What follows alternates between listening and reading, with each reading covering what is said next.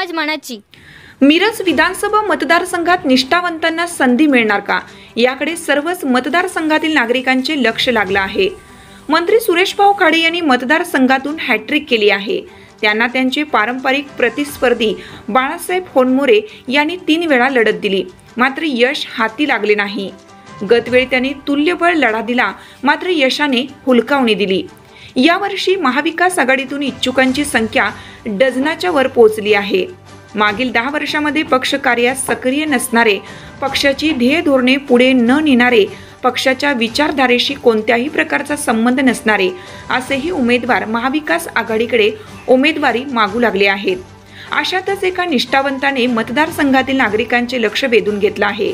शहरातील समस्या असो वा शेतकऱ्यांच्या, विद्यार्थ्यांच्या, व्यापाऱ्यांच्या समस्या सोडवण्यासाठी नेहमी हिरिरीने सहभाग घेऊन प्रसंगी रस्त्यावर उतरत प्रशासनाला झुकवले आहे। कायम समाजकार्यात असलेल्या या निष्ठावंतांचे नाव आहे धनराज सातपुते। व्यवसायाने इंजिनियर असणाऱ्या सातपुते यांनी 2011-12 वर्षात सक्रिय समाजकार्याला सुरुवात केली।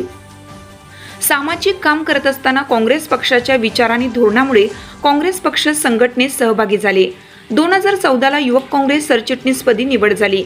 जनतेप्रती असणारी तळमळ पाहून काँग्रेस नेते विश्वजित कदम साहेबांनी त्यांना युवक काँग्रेसची जबाबदारी दिली। 2014ला केंद्रात तसेच राज्यात भाजपची सत्ता आली। अनेक नेते भाजपमध्ये गेले असता सातपुते निष्ठावंत काँग्रेसमध्येच काम करत राहिले।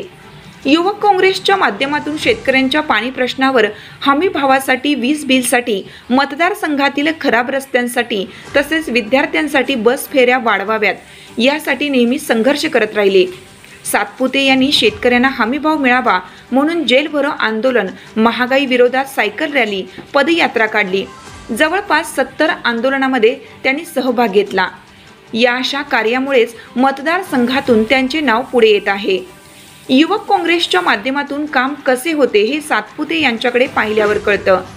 ग्रामीण भागात मोठे संघटन असल्याने तसेच शहरी भागात मोठा जनसंपर्क असल्याने सातपुते हे खाडे यांना तुल्यबळ लढत देऊ शकतात।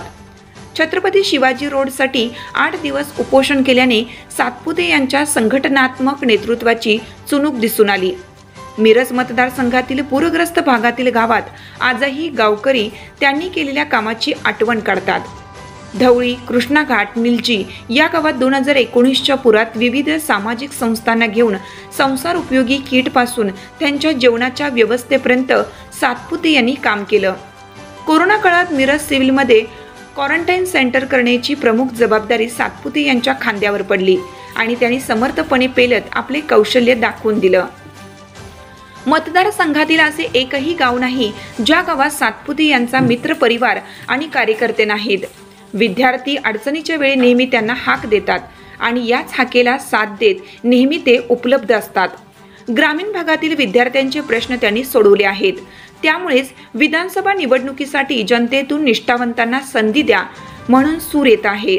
सातपुते यांना काँग्रेसकडून संधी मिळाल्यास ते या निवडणुकीत काँग्रेसचा हात पुन्हा एकदा मतदारसंघात अबाधित ठेवू शकतात। त्यामुळेच नागरिकातून काँग्रेसकडून सातपुते यांना उमेदवारी मिळावी असा सूर येत आहे।